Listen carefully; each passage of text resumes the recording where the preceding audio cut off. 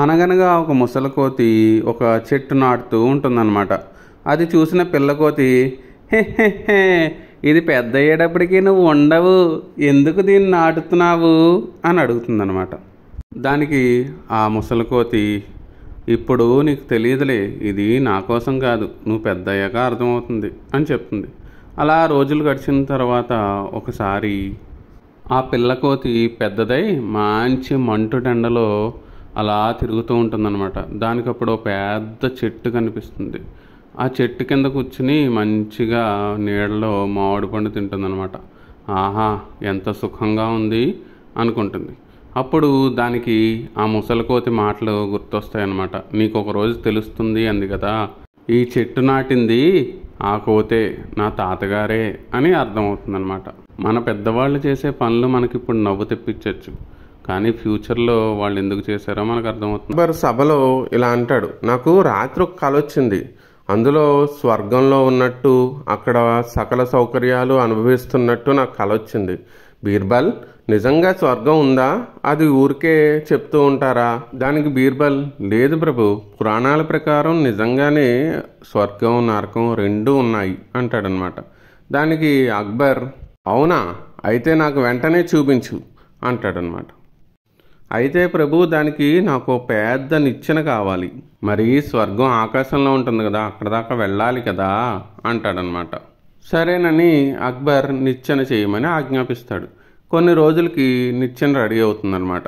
అందరూ ఆ నిచ్చెన ఎక్కి నేను స్వర్గం చూస్తానంటే నేను స్వర్గం చూస్తానంటూ బయలుదేరతారనమాట. కానీ ఎంత దూరం వెళ్ళినా కూడా అక్కడ స్వర్గం అనేది కనపడదనమాట. కొంత దూరం వెళ్ళాక ఇంకా బీర్బల్ ఇలా అంటాడు, జహాపన, అదిగో స్వర్గం, అదిగో రంభ, ఊర్వశి, మేనక, తిలోత్తమ అందరూ నాకు కనిపిస్తున్నారు, మీ అందరికీ కనిపిస్తున్నారా లేదా అని అడుగుతాడనమాట. దానికి అందరూ, ఏంటి మాకు కనిపించట్లేదు, నీకెలా కనిపిస్తున్నారు? నాకు కనిపించట్లే. ఏంటి, మీ ఎవరికి కనిపించట్లేదా?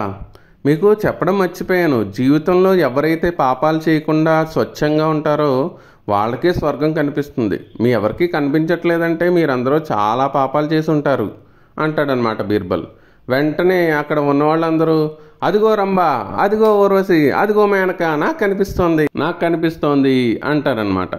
చివరికి అక్బర్ కూడా, అమ్మో, ఇప్పుడు నేను కనిపించట్లేదంటే నేను కూడా పాపాలు చేశాను అనుకుంటారేమో వీళ్ళు అని చెప్పి, కనిపిస్తోంది, స్వర్గం కనిపిస్తుంది, అదిగో ఐరావతం ఎంత బాగుందో అంటాడనమాట. అప్పుడు బీర్బల్, అమ్మయ్యా, మీ అందరికీ స్వర్గం చూపించాను కదా, అయ్యింది కదా, పదండి ఇంకా కిందకి వెళ్దాం అంటాడనమాట. అలా సమయస్ఫూర్తితో తప్పించుకుంటాడనమాట సమస్య నుంచి. కథ కంచికి మనం ఇంటికి. అనగనగా ఒక అడవిలో ఒక సింహం ఉంటుంది. దానికి వేటాడడానికి బద్ధకం వేసి ఒక ఉపాయం ఆలోచిస్తుంది అనమాట. దానికి జబ్బు చేసినట్టుగా నటిస్తూ పరామర్శించడానికి వచ్చిన జంతువులన్నింటినీ చంపి తినేస్తూ ఉంటుందన్నమాట. అలాగే ఒకసారి నక్క పరామర్శించడానికి వస్తుందన్నమాట. అయితే అది అడుగు జాడల్ని చూస్తుందన్నమాట. అయితే లోపలికి వెళ్ళిన గుర్తులు ఉన్నాయి కానీ బయటకు వచ్చిన గుర్తులు ఒక్కటి లేవు. దాంతో ఆ నక్కకి అనుమానం వచ్చి లోపలికి వెళ్లకుండా బయట నుంచే వెనక్కి తిరిగి వెళ్ళిపోతూ ఉంటుంది. ఈలోపు సింహం, అదేంటి ఇక్కడ దాకా వచ్చి లోపలికి రావట్లేదేంటి అని అడుగుతుంది. దానికి నక్క, లోపలికి వస్తే ఇంకా బయటికి రానులే అని తుర్రమంటుంది.